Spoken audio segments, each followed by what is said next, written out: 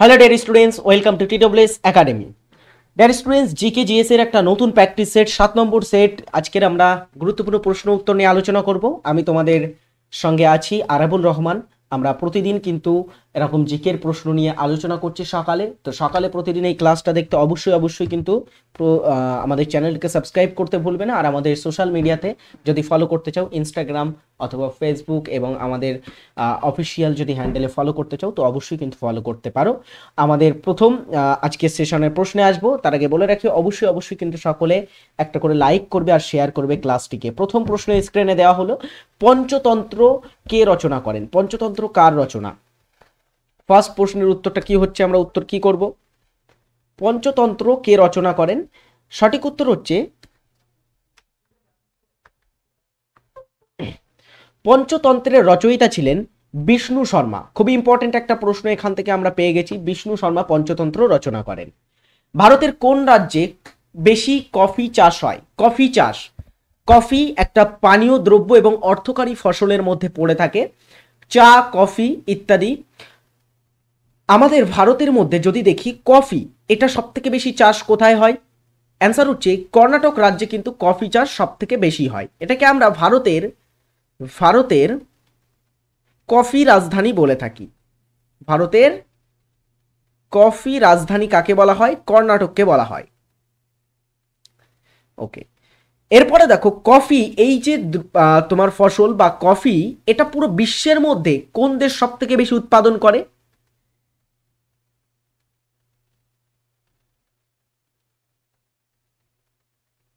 বিশ্বের মধ্যে সর্বাধিক কফি উৎপাদক দেশ কোনটি? মনে রাখবে সেটা হচ্ছে ব্রাজিল। কোন দেশ? ব্রাজিল দেশ বিশ্বের মধ্যে সব থেকে বেশি কফি প্রডিউস করে থাকে। কোথায় আছে ব্রাজিলটা? দক্ষিণ আমেরিকা মহাদেশে অবস্থিত আছে। ওকে, এটা একটু মনে রাখবে। এরপরে দেখো আমরা আরো একটা জিনিস একটু জেনে রাখবো, যেটা হচ্ছে চা। চা উৎপাদনে কোন রাজ্য এগিয়ে? মনে রাখবে চা সর্বাধিক উৎপাদন হয় কোথায়?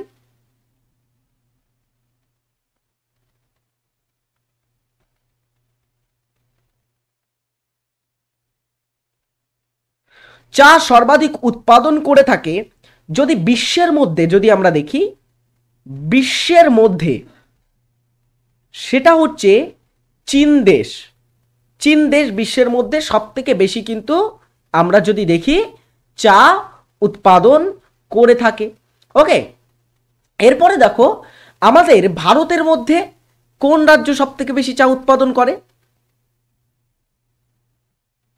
সেটা হচ্ছে ভারতের মধ্যে বললে আমরা উত্তর করব অসম রাজ্য, যেটা আছে আমাদের নর্থ ইস্টের, সেই অসম রাজ্যটা সব থেকে বেশি চা উৎপাদন করে অল ওভার ইন্ডিয়ার ভিতরে। পরের প্রশ্নের উত্তরটা তোমরা কমেন্ট করে অবশ্যই জানাও। 3 নম্বর প্রশ্ন, জলের আণবিক ভর কত?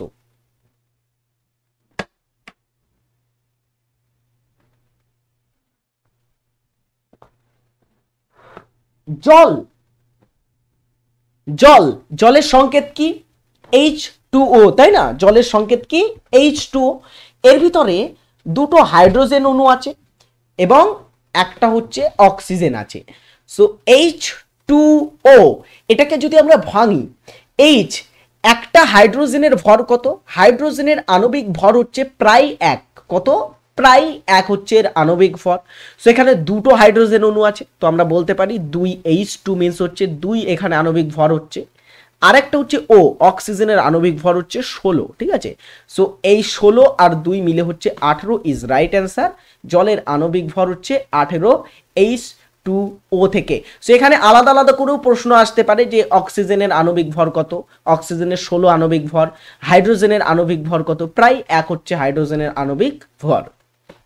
চুইয়ে পড়া শিক্ষানীতি নামে খ্যাত উডের despatch, charter act, Macaulay minute জাতীয় শিক্ষানীতি কোনটাকে চুইয়ে পড়া শিক্ষানীতি বলা হয়? সঠিক উত্তর হচ্ছে মেকলে মিনিটকে চুইয়ে পড়া শিক্ষানীতি বলা হয়ে থাকে। এবারে দেখো এই মেকলে মিনিটটা আসলে কি ছিল? মেকলে মিনিটটা লর্ড মেকলে তিনি 1835 সালে একটা একটা নীতি বা একটা তোমার হচ্ছে পিটিশন বা যেটাকে বলা হয় একটা ফাইল তৈরি করেছিলেন, একটা খসড়া তৈরি করেছিলেন, যেখানে বলা হয়েছিল কি তোমার আমাদের ভারতের মধ্যে ইংরেজি বা পাশ্চাত্য শিক্ষাকে বিস্তার করতে গেলে, এটা সাধারণত পাশ্চাত্য শিক্ষা বিস্তারের জন্যই এই মেকলে মিনিটটা তৈরি হয়। সো এখানে মেকলে মিনিট এটাতে কি বলা হয়েছিল, পাশ্চাত্য শিক্ষাটা বা ইংরেজি শিক্ষাটাকে যদি সাধারণ মানুষের মধ্যে আনতে হয় তাহলে প্রথমে এটা আমাদের সমাজের মানে ভারতীয়দের মধ্যে আপার যে ক্লাস আছে সেখানে ছড়াতে হবে। আপার ক্লাসে সেটা ছড়ালে সেটা কিন্তু চুইয়ে চুইয়ে লোয়ার ক্লাসের মধ্যে ছড়িয়ে পড়বে, তাই না? আপার ক্লাস থেকে মিডিল ক্লাস, মিডিল ক্লাস থেকে লোয়ার ক্লাস, এইভাবে এটা চুইয়ে চুইয়ে ফিল্টারেশনের মাধ্যমে সমগ্র কিন্তু ভারতে ছড়িয়ে পড়বে। ওকে, এটা ছিল মেকলে মিনিট। এই মেকলে মিনিটটা যখন পাস হয় খুবই প্রশ্ন আসে এই সময় কে ভারতের গভর্নর জেনারেল বা ভাইসরয় ছিলেন। মনে রাখবে Lord Bentinck, Lord William Bentinck এর সময়ে এটা পাস হয়। এবং লর্ড উইলিয়াম বেন্টিং ইনি কিন্তু পাশ্চাত্য শিক্ষার বিস্তারে খুবই গুরুত্বপূর্ণ ভূমিকা পালন করেছিলেন। পরীক্ষায় এখান থেকেও প্রশ্ন আসতে পারে যে পাশ্চাত্য শিক্ষার বিস্তারে খুবই উদ্যোগী কে ছিলেন? লর্ড উইলিয়াম বেন্টিং ছিলেন। আরেকটা এখান থেকে আমরা শিক্ষা নীতি বা শিক্ষা তোমার হচ্ছে নীতির কথা বলবো, সেটার নাম হচ্ছে উডের ডেসপ্যাচ। উডের ডেসপ্যাচ এটা হচ্ছে চার্লস উড বলে একজন ব্যক্তি এটা প্রকাশ করেছিলেন। উডের ডেসপ্যাচটা এটা প্রকাশ হয় কবে? এটা প্রকাশ হয় কবে খুবই পড়ে এটা পরীক্ষায়, মনে রাখবে উডের ডেসপ্যাচ প্রকাশ হয়েছিল 1854 খ্রিস্টাব্দে।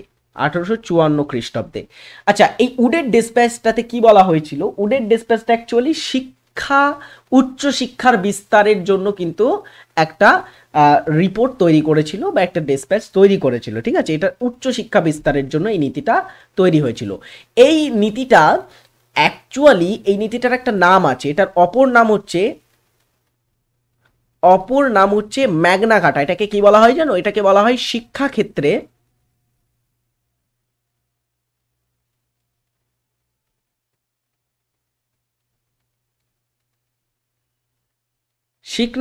শিক্ষাক্ষেত্রে ম্যাগনা কার্টা বলা হয়ে থাকে উডের ডেসপ্যাচটাকে, এটাও কিন্তু আমরা জেনে রাখবো। পরের প্রশ্ন আমরা চলে আসি, বিশ্ব পর্যটন দিবস কবে পালন করা হয়? নেক্সট প্রশ্ন, 5 নম্বর প্রশ্ন। সকলেই উত্তর করো এই প্রশ্নটার। বিশ্ব পর্যটন দিবস কবে পালিত হয়? 5 প্রশ্নের উত্তর কি হচ্ছে এখানে? বিশ্ব পর্যটন দিবস পালন করা হয় 27শে সেপ্টেম্বর।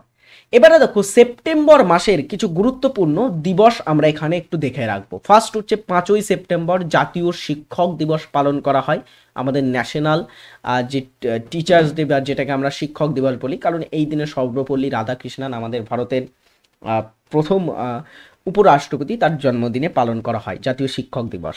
আরেকটা হচ্ছে 8ই সেপ্টেম্বর আন্তর্জাতিক সাক্ষরতা দিবস, 15ই সেপ্টেম্বর আন্তর্জাতিক গণতন্ত্র দিবস, 16ই সেপ্টেম্বর বিশ্ব ওজোন দিবস, এটা খুবই ইম্পর্টেন্ট, বিশ্ব ওজোন দিবস কবে পালন করা হয়। দেন হচ্ছে 21শে সেপ্টেম্বর বিশ্ব শান্তি দিবস বা যেটাকে আমরা ওয়ার্ল্ড পিস ডে বলছি, 27শে সেপ্টেম্বর বিশ্ব পর্যটন দিবস এবং 29শে সেপ্টেম্বর বিশ্ব হার্ট দিবস মানে হৃদয় দিবস, বিশ্ব হার্ট দিবস পালন করা হয়। সো এখানে সেপ্টেম্বর মাসের কিছু গুরুত্বপূর্ণ দিবসের নাম আমি তোমাদের এখানে লিখে দিলাম, কারেন্ট অ্যাফেয়ার্সের ক্ষেত্রে তোমাদের কাজে লাগবে, দিবস থেকে প্রশ্ন কিন্তু পরীক্ষায় আসে। সো এটা ভালো করে সকলে খাতায় তুলে নেবে। পরেরটা দেখি, 2024 সালে অর্থনীতিতে নোবেল পুরস্কার পাচ্ছেন কারা? অর্থনীতিতে নোবেল 2024-এ কারা পাচ্ছেন?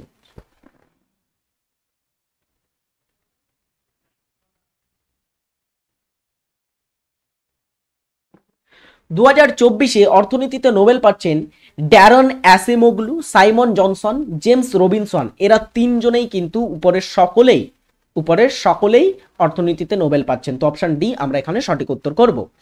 এবারে দেখো কি পয়েন্ট দেখো, দিস ইয়ার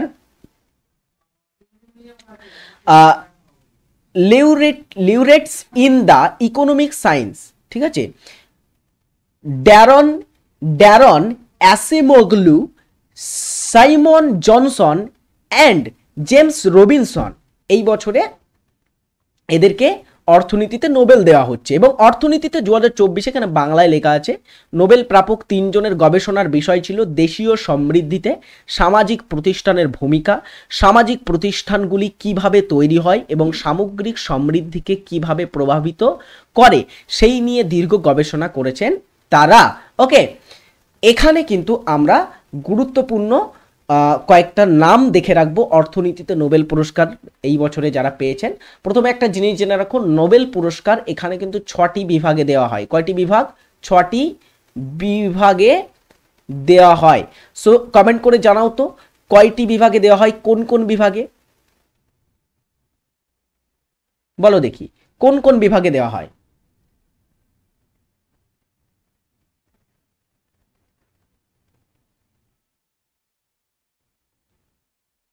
নেক্সট, সো এখানে দেখো 6টি বিভাগের মধ্যে এই বছরের চিকিৎসা, পদার্থবিদ্যা, রসায়ন, সাহিত্য, শান্তি এবং অর্থনীতি এই কয়েকটি বিভাগে 11 জন ব্যক্তি ও একটি প্রতিষ্ঠানকে নোবেল পুরস্কার দেওয়া হয়েছে বা নোবেল পুরস্কার তারা পেয়েছে।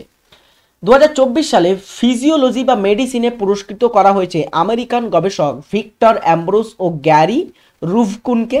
এরপরে 2024 সালে পদার্থবিদ্যায় নোবেল পুরস্কারের জন্য যৌথভাবে মনোনীত হয়েছেন আমেরিকার জন জে হপফিল্ড এবং কানাডার জেফ্রে হিন্টন। অ্যান্ড আর হচ্ছে 2024 সালে সাহিত্য নোবেল পুরস্কার, এটা অ্যাকচুয়ালি ভেরি ইম্পর্টেন্ট, এটা পেয়েছেন দক্ষিণ কোরিয়ার একজন লেখিকা, নাম হচ্ছে হানকাং। 2024 আরো দেখো 2024 শান্তিতে নোবেল পুরস্কার পেল জাপানের নিহন হিদানকাও, একটা সংস্থা, এটা একটা সংস্থা বা এনজিও যারা পরমাণু নিরস্ত্রীকরণের জন্য কিন্তু কাজ করে চলেছে। এই নিহন হিদানকাওকে দেওয়া হলো 2024 পুরস্কারটা শান্তিতে। আর 2024 অর্থনীতিতে অবভিয়াসলি বললাম ড্যারন আসিমোগ্লু এবং সাইমন জনসন এবং আরেকটা হচ্ছে জেমস রবিনসন পেলেন। 2024 রসায়ন বিজ্ঞানে নোবেল পাচ্ছেন ডেভিড বেকার, জন জাম্পার এবং ডেমিস হ্যাসাবিস। এই নামগুলো একটু কঠিন নাম, তোমরা এই 2024 শান্তিতে নোবেল পুরস্কারটা একটু ভালো করে মনে রাখবে, এটা কিন্তু বেশি ইম্পর্টেন্ট। পরেরটা, কুষাণ বংশের প্রতিষ্ঠাতা কে ছিলেন? পরের প্রশ্ন, কুষাণ বংশ, কুষাণ রাজবংশ এর প্রতিষ্ঠাতা কে ছিলেন?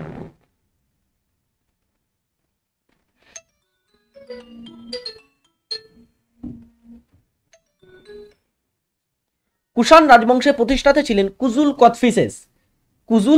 কথফিসেস। আচ্ছা, কুষাণ বংশ থেকে কয়েকটা জিনিস তোমাদের একটু বলে রাখি। কুষাণ বংশ থেকে আমাদের প্রশ্ন পড়তে হয় এই বংশের শ্রেষ্ঠ শাসক কে ছিলেন? শ্রেষ্ঠ শাসক কে ছিলেন, এটা কিন্তু খুবই ইম্পর্টেন্ট। ওকে, আরেকটা জিনিস তোমরা পড়ে রাখবে, সেটা হচ্ছে শেষ শাসক কে ছিলেন। এই দুটো জিনিস একটু ভালো করে পড়ো। দেখো, কুষাণ বংশের সবচেয়ে সর্বশ্রেষ্ঠ শাসক যিনি ছিলেন তিনি হচ্ছেন কনিষ্ক। অ্যান্ড যিনি কুষাণ বংশের শেষ শাসক ছিলেন তিনি হচ্ছেন বাসুদেব,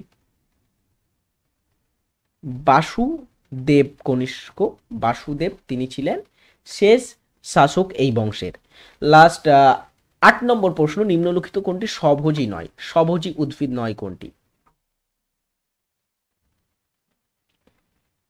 আচ্ছা, স্বভোজী উদ্ভিদ কাদের বলে? যারা নিজেরা নিজেদের খাদ্য উৎপাদন করতে পারে বা তৈরি করতে পারে, সেটা সূর্য আলোকের মাধ্যমে, সালোক সংশ্লেষের মাধ্যমে হতে পারে, অথবা কোনো রাসায়নিক পদ্ধতির মাধ্যমে নিজেদের যারা খাদ্য নিজেরাই তৈরি করতে পারে তাদেরকে আমরা বলে থাকি কি? স্বভোজী। যেমন ঘাস, সবুজ ঘাস, তারা নিজেরা নিজেদের খাদ্য তৈরি করতে পারে, শৈবাল করতে পারে, সবুজ শৈবাল, ফান্ডাও করতে পারে, ছত্রাক পারে না। ছত্রাক অথবা যদি বলা হয় তোমার স্বর্ণলতা, এই সমস্ত যে তোমার উদ্ভিদগুলো হয় এরা কিন্তু স্বভোজী নয়, এরা অপরের উপর ডিপেন্ডেন্ট হয়ে থাকে। পরেরটা হচ্ছে কেওলাদেও ন্যাশনাল পার্ক কোথায় আছে? ভারতের একটা খুবই গুরুত্বপূর্ণ জাতীয় উদ্যানের মধ্যে পড়ে কেওলাদেও উত্তর কি হবে? কোথায় আছে এটা? এই ন্যাশনাল পার্কে আরো একটা নামে ডাকা হয়, এটাকে ভরতপুর জাতীয় উদ্যান বলে। ভরতপুর জাতীয় উদ্যানও বলা হয় এটার অপর নাম। কেন জানো? এটা অবস্থিত যেখানে সেই স্থানটার নাম হচ্ছে ভরতপুর। কোথায় সেটা? রাজস্থান রাজ্যের ভরতপুরের মধ্যে পড়ে থাকে। Rajasthan is right answer. অনুশীলন সিমবেক্স সিমবেক্স 2024 ভারত এবং কোন দেশের মধ্যে আয়োজন করা হয়েছে? সিমবেক্স এটা কোন দুটি দেশের মধ্যে আয়োজিত হয়েছে? এটা একটা মহড়া, সো এটা আয়োজিত হয়েছে সিঙ্গাপুর এবং ভারতের মধ্যে। আজকের হোমওয়ার্ক থাকবে তোমাদের, পশ্চিমবঙ্গে মোট কতগুলি জেলা আছে? সকলে যারা ক্লাসটি দেখছো অবশ্যই কমেন্ট করে জানিয়ে যাবে পশ্চিমবঙ্গে কতগুলি বর্তমানে জেলা আছে। এটা আজকে তোমাদের হোমওয়ার্ক দেওয়া থাকবে। প্রতিদিনের হোমওয়ার্কের অ্যান্সার যারা করো তাদের সকলকে বলবো ভেরি গুড, ভালো, সকলেই উত্তর করে। আমি পরে কিন্তু দেখি এই উত্তরগুলো, সো কমেন্টে সকলে করবে। পরেরটা, দ্রবণের লবণাক্ততা নির্ণয় করা হয় কোন যন্ত্রের সাহায্যে? কোনো একটা দ্রবণে কতটা পরিমাণে লবণাক্ত আছে সেটা পরিমাপ করতে কোন যন্ত্রের ব্যবহার করা হয়? স্যালিনোফোন, সল্টিমিটার, স্যালিনোমিটার এবং সডিমিটার কিসের ব্যবহার করা হয় লবণাক্ততা পরিমাপে?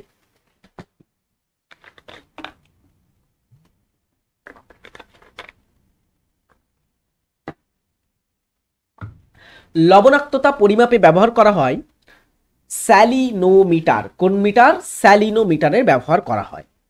নিম্নলিখিত কোন ব্যাংক প্রতিষ্ঠানটি কৃষি ঋণ প্রদান করে? কৃষি ঋণ প্রদান করে কারা? কোন ব্যাংকিং প্রতিষ্ঠান কৃষি ঋণ দিয়ে থাকে? বলো।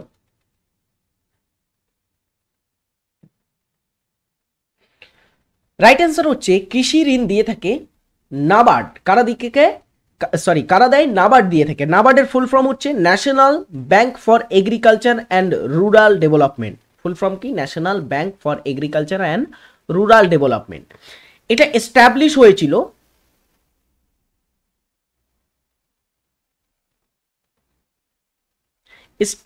সাল দেখি যদি আমরা, এটা মনে রাখবে 1982 সালে।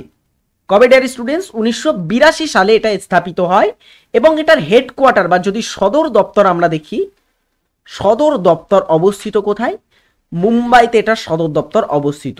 এটা খুবই ইম্পর্টেন্ট, পরীক্ষায় কিন্তু আসে, ঠিক আছে। অ্যান্ড এখানে দেখো পরের প্রশ্নে আমরা যাব।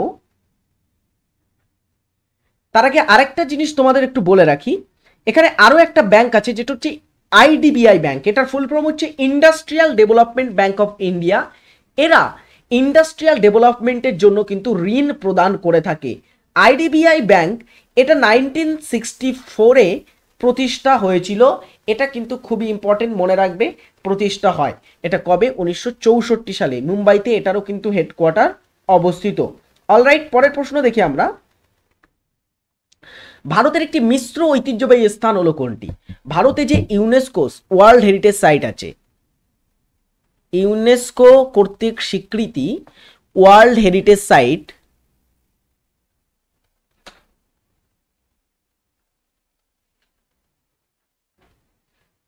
সাইট আছে আমাদের ভারতে কতগুলি? ভারতে মনে রাখবে টোটাল বর্তমানে আমাদের ভারতে ওয়ার্ল্ড হেরিটেজ সাইট আছে 43টি ওয়ার্ল্ড হেরিটেজ সাইট আছে, যার মধ্যে কিছু ওয়ার্ল্ড হেরিটেজ সাইটকে কালচারাল সাইট বলা হয়, কিছুকে কালচারাল বলা হয়। ভারতের 35-35টি কালচারাল ওয়ার্ল্ড হেরিটেজ সাইট আছে এবং তার সঙ্গে কিছু আছে ন্যাচারাল ওয়ার্ল্ড হেরিটেজ সাইট, যেমন 7টি ন্যাচারাল ওয়ার্ল্ড হেরিটেজ সাইট আছে এবং একটা হচ্ছে মিক্সড ওয়ার্ল্ড হেরিটেজ সাইট আছে। সো একমাত্র ওই মিক্সড ওয়ার্ল্ড হেরিটেজ সাইট কোনটি? সেটা হচ্ছে কাঞ্চনজঙ্ঘা ওয়ার্ল্ড হেরিটেজ সাইটটা হচ্ছে একমাত্র মিশ্র ঐতিহ্যবাহী স্থান। এখানে দেখো দার্জিলিং পার্বত্য রেলওয়ে, এটা 1999-এ ওয়ার্ল্ড হেরিটেজ সাইটের মর্যাদা পেয়েছিল। এটা ওয়েস্ট বেঙ্গল পশ্চিমবঙ্গে কিন্তু অবস্থিত আছে। এটা সকলে একটু খাতায় নোট করে রাখো। এরপরে দেখো আরো কয়েকটা আমি তোমাদের বলে দিই এগুলি কোথায় কোথায় আছে। যেমন গ্রেট হিমালয়ান ন্যাশনাল পার্ক, এটাও কিন্তু একটা ওয়ার্ল্ড হেরিটেজ সাইটের মধ্যে আসে এবং এটাকে আমরা ন্যাচারাল ওয়ার্ল্ড হেরিটেজ সাইটের মধ্যে ফেলবো। যে 7টি ন্যাচারাল ওয়ার্ল্ড হেরিটেজ সাইট আছে, এটাকে 2014 সালে ওয়ার্ল্ড হেরিটেজ সাইটের মর্যাদা দেওয়া হয় এবং এটা আছে হিমাচল প্রদেশ রাজ্যে অবস্থিত গ্রেট হিমালয়ান ন্যাশনাল পার্কটা। লালকেল্লা, শাহজাহান কর্তৃক নির্মিত লালকেল্লা, এটাও একটা ওয়ার্ল্ড হেরিটেজ সাইট। লালকেল্লা কোথায় আছে? দিল্লিতে আছে, হ্যাঁ কি না, দিল্লিতে। এবং এটা ঘোষণা হয়েছিল কবে ওয়ার্ল্ড হেরিটেজ সাইটের যদি বলা হয়, রাইট অ্যান্সার হচ্ছে 2007 সালে কিন্তু ঘোষণা করা হয়েছিল ওয়ার্ল্ড হেরিটেজ সাইট হিসাবে লালকেল্লাকে। কাঞ্চনজঙ্ঘা জাতীয় উদ্যান এটা অবস্থিত সিকিমে। কোথায় আছে? সিকিমে। অ্যান্ড এই সিকিমের কাঞ্চনজঙ্ঘা জাতীয় উদ্যানটাকে ঘোষণা করা হয় কবে? কে বলতে পারবে? ওয়ার্ল্ড হেরিটেজ সাইটের ঘোষণা এটাকে কবে করা হয়েছিল? পরীক্ষায় আসে খুবই। অ্যান্সার হচ্ছে এটাকে ওয়ার্ল্ড হেরিটেজ সাইট ঘোষণা করা হয় 2016 সালে। কবে? 2016 সালে। অনেক তথ্য এখানে বলে দিলাম, এগুলো সব খাতাতে নোট করবে। পরেরটা, আলীনগরের সন্ধি কবে স্বাক্ষরিত হয়? আলীনগর, আলীনগর হচ্ছে আলীনগর হচ্ছে কলকাতার পূর্ব নাম, কলকাতার পূর্ব নাম, আগের নাম। সো এই কলকাতার পূর্ব নাম আলীনগর কে দিয়েছিলেন জানো? সিরাজউদ্দৌলা, তিনি আলীনগর নামকরণ করেছিলেন কলকাতাকে। অ্যান্ড দেখো আলীনগরের সন্ধি কবে কাদের মধ্যে স্বাক্ষরিত হয়? অ্যান্সার হচ্ছে 1757 সালে আলীনগরের সন্ধি স্বাক্ষরিত হয়েছিল। কার কার মধ্যে এটা স্বাক্ষরিত হয়? অবভিয়াসলি একদিকে ছিলেন বাংলার নবাব সিরাজ উদ দৌলা, এবং আরেক দিকে ছিলেন কে? আরেক দিকে ছিলেন রবার্ট ক্লাইভ ইংরেজদের পক্ষ থেকে। রবার্ট ক্লাইভ, এই দুই জনের মধ্যে এটা স্বাক্ষরিত হয়েছিল আলীনগরের সন্ধিটা। স্প্রিং তুলাযন্ত্রের মাধ্যমে বস্তুর কি পরিমাপ করা হয়? বস্তুর কি পরিমাপ করতে স্প্রিং তুলাযন্ত্রের ব্যবহার আমরা করে থাকি?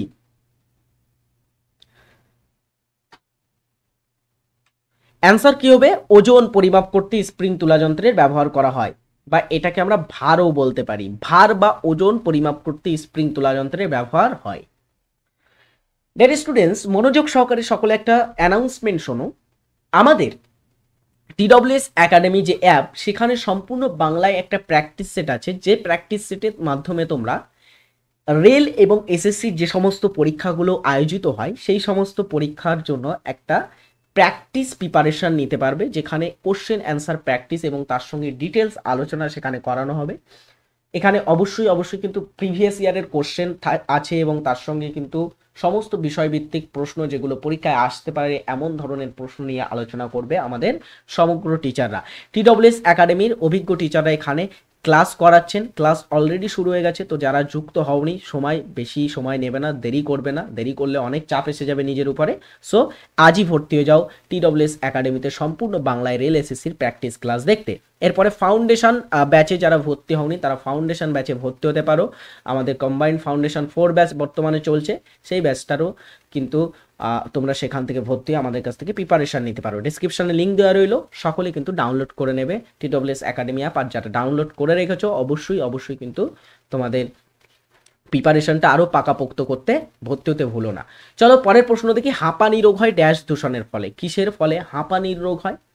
অ্যান্সার হচ্ছে বায়ু দূষণের ফলে। একদমই সহজ প্রশ্ন। বায়ু দূষক যেগুলো হয়, বিভিন্ন ফ্লাই অ্যাশ হতে পারে, বিভিন্ন ক্ষতিকারক গ্যাস হতে পারে, এইগুলো যখন বাতাসে ওড়ে এর ফলে আমাদের হাঁপানির রোগ হয়, অ্যাজমা হয়। ঠিক আছে, হাঁপানি, অ্যাজমা, আরও যদি দেখি আমাদের অ্যালার্জির মতো যে রোগগুলো সেগুলো দেখা যায়। আর আরও তোমার হচ্ছে ফুসফুসের রোগ, খুবই একটা কিন্তু খারাপ রোগ, এগুলো হয়ে থাকে তোমার বায়ু দূষণের কারণে। পরেরটা, কোন ভিটামিন তাপ দিলে নষ্ট হয়ে যায়? তাপ দিলে নষ্ট হয় কোন ভিটামিন?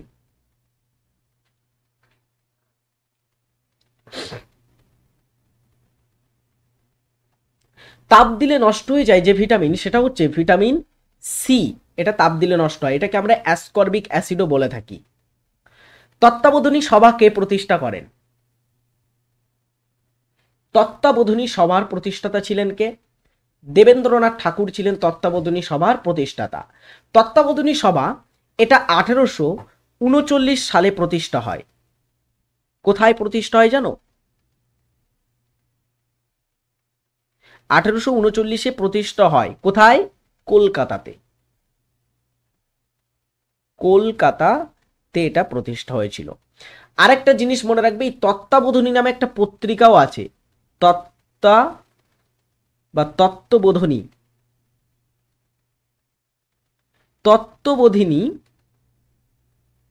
পত্রিকা একটা আছে, যে পত্রিকাটা প্রকাশ করেছিলেন কে জানো? এটাও দেবেন্দ্রনাথ ঠাকুর ছিলেন প্রকাশক, ঠিক আছে? প্রকাশক ছিলেন কে? দেবেন্দ্রনাথ।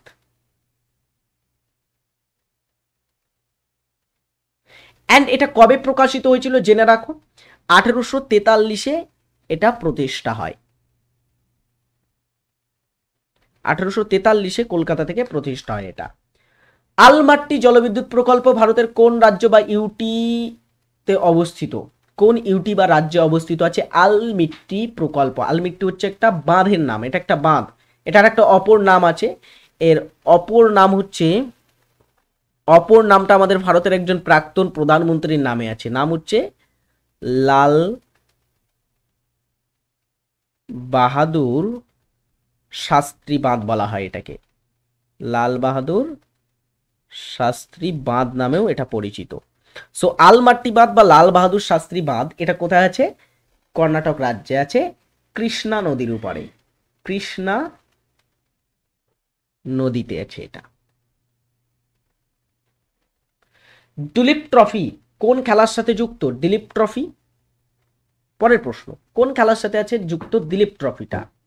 এটা অ্যাকচুয়ালি ক্রিকেট খেলার সাথে যুক্ত দিলীপ ট্রফি। কিছু গুরুত্বপূর্ণ ট্রফি তোমরা একটু দেখে রাখো ক্রিকেট খেলার সাথে যুক্ত, যেমন হচ্ছে আইপিএল, ইন্ডিয়ান প্রিমিয়ার লিগ, ভারতের সবচেয়ে জনপ্রিয়, তার সঙ্গে বিশ্বের সবচেয়ে জনপ্রিয় কিন্তু একটা তোমার টি-20 লিগ। এরপরে রঞ্জি ট্রফি ভারতে খেলা হয়, ইরানি trophy, champions trophy, Vijay Hazare trophy, সিকে Naidu trophy এবং বর্ডার গাভাস্কার ট্রফি, এগুলো কিন্তু খুবই গুরুত্বপূর্ণ কিছু ক্রিকেট খেলার সাথে যুক্ত কাপ বা ট্রফি। হকি খেলার সাথে যুক্ত উল্লেখযোগ্য কাপ বা ট্রফি বললে Rangaswamy cup, Beighton cup, Aga Khan cup, সুলতান আজলান শাহ কাপ, এখানে লেখা হয়নি ওটা, কিন্তু সুলতান আজলান শাহ কাপ আছে, ধ্যানচাঁদ ট্রফি, এগুলো হকি খেলার সাথে যুক্ত। ফুটবল খেলায় premier league, Kalinga cup, LaLiga, Durand cup, Rovers cup, Santosh trophy, BC Roy trophy ও উয়েফা চ্যাম্পিয়ন্স লিগ, এছাড়া না জানি আরও কত কিন্তু কাপ আছে, সৌদি প্রো লিগ থেকে শুরু করে সিরি এ, দেন হচ্ছে কমনওয়েলথ, হ্যাঁ, তারপরে Copa America, euro cup, Asia cup, বিভিন্ন কিন্তু এরকম তোমার ফুটবল কাপ বা ফুটবল টুর্নামেন্ট আমরা দেখতে পাই। তার মধ্যে ডুরান্ট কাপ আমাদের ভারতের সবচেয়ে প্রাচীনতম কিন্তু একটা ক্রিকেট ফুটবল টুর্নামেন্ট। অলরাইট, পরে আরও একটা দেখো ভলিবল খেলার সাথে ফেডারেশন কাপ, ইন্দিরা প্রধান কাপ, এগুলো ভলিবল খেলার সাথে যুক্ত কিছু কাপ বা ট্রফি। পরের প্রশ্ন, কাকে ভারতীয় সংবিধানের জনক বলা হয়? নেক্সট, কাকে আমরা ভারতীয় সংবিধানের জনক বলে থাকি? এটা রাইট অ্যান্সার হচ্ছে ডক্টর বি.আর. আম্বেদকরকে আমরা ভারতীয় সংবিধানের জনক বলি। জ্যাডের সংজ্ঞা পাওয়া যায় নিউটনের কোন সূত্রে? জ্যাড মানে হচ্ছে জড়তা, এর সূত্র আমরা পাই কোন গতিসূত্র থেকে? খুবই আসে এটা পরীক্ষায়, বারবার বিভিন্ন পরীক্ষায় আমরা রিপিট হতে দেখেছি এই প্রশ্নটা। অ্যান্সার হচ্ছে নিউটনের প্রথম গতিসূত্র থেকে আমরা কিন্তু পেয়ে থাকি জ্যাডের ধারণা। সূর্যাস্ত আইন কে প্রণয়ন করেন? 23 নম্বর প্রশ্ন, সূর্যাস্ত আইন কে প্রণয়ন করেন? অ্যান্সার কি হবে? লর্ড কর্নওয়ালিস তিনি সূর্যাস্ত আইন প্রণয়ন করেন। আইএলও ইন্টারন্যাশনাল লেবার অর্গানাইজেশন বা আন্তর্জাতিক শ্রমিক সংস্থা, এটার সদর দপ্তর কোথায় অবস্থিত? আইএলও এই সংস্থাটা 19 সালে প্রথম বিশ্বযুদ্ধের পরপরই কিন্তু প্রতিষ্ঠা হয়েছিল। So ILO International Labour Organisation, এটার হেডকোয়ার্টার জেনেভাতে অবস্থিত, সুইজারল্যান্ডের। ক্যাগ নিযুক্ত হন কার দ্বারা? CAG Comptroller and Auditor General of India, ইনি কার দ্বারা নিযুক্ত হন? রাইট অ্যান্সার হচ্ছে রাষ্ট্রপতি কর্তৃক তিনি নিযুক্ত হন। অলরাইট ডিয়ার স্টুডেন্টস, আজকের ক্লাসটা আমি এখানেই এন্ড করছি। যারা ক্লাসটি শেষ পর্যন্ত দেখলে অবশ্যই কিন্তু কমেন্ট করে জানাতে ভুলবে না ক্লাসটি কেমন লাগলো। পরের দিনের ক্লাসে নতুন পর্বে দেখা হবে, ততক্ষণের জন্য ভালো থাকবে। আর TWS একাডেমি এবং ওয়ে অফ সলিউশনের অন্যান্য ক্লাসগুলো কিন্তু সকলের রুটিন অনুযায়ী দেখতে ভুলবে না। ভালো থাকবে, টাটা।